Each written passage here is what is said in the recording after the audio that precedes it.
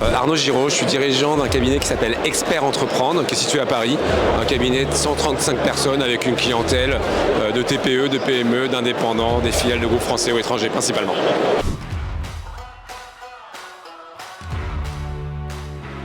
Dans une recherche permanente d'outils dématérialisés qui nous permettent de gagner un certain temps, on a repéré Time assez tôt et on a eu une stratégie dans notre cabinet, c'est de segmenter notre clientèle parce qu'on n'utilise pas que Time et Time répondait à au moins 50% de nos clients.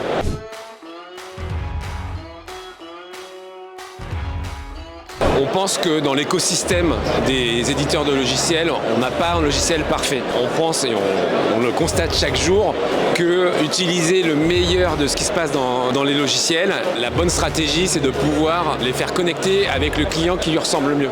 Et c'est comme ça que ça fonctionne. Et Time, pour une certaine catégorie de clientèle, répondait à ce cahier des charges.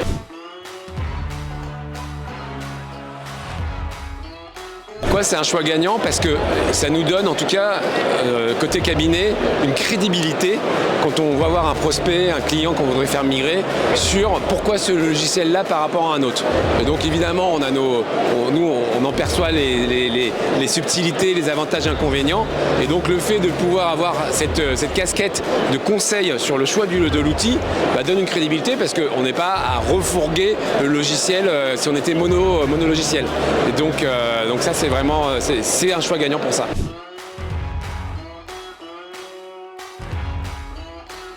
On a un très bon retour client justement grâce au fait d'avoir plusieurs logiciels et donc le fait d'avoir segmenté, le taux de satisfaction il est vraiment très important. Donc qu'est-ce qu'ils disent?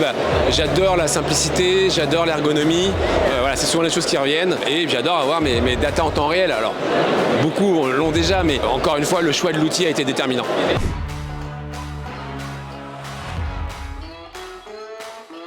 J'aime beaucoup ce que vous avez fait pour le gros enjeu des experts comptables là, sur l'année 2026. C'est le déploiement de la facture électronique avec le choix de la plateforme agréée. C'est de faciliter à pouvoir onboarder nos clients sur cette partie-là.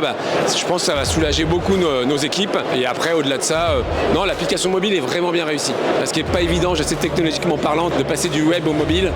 Franchement, bravo là, sur ce que vous avez fait depuis très longtemps.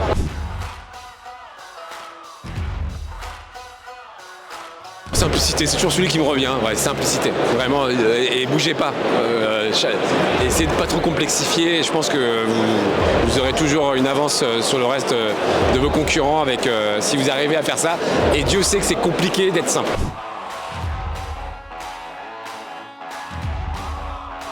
Alors elle s'anticipe depuis déjà des mois. Évidemment, maintenant on a un calendrier qui a priori ne va pas bouger. Donc le 4e trimestre 2025 est déterminant pour continuer à déployer et à choisir la plateforme agréée. Donc évidemment, naturellement, la plateforme agréée de Time, si on utilise Time, la plateforme agréée des autres logiciels qu'on utilise également. Et donc là, l'anticipation, elle se fait dans la communication par rapport à nos clients et les enjeux qu'on a de continuer à les onboarder pour que ça soit encore plus automatique, encore plus fluide et repenser avec eux leur organisation IT, administrative, comptable. Et ça, c'est très intéressant.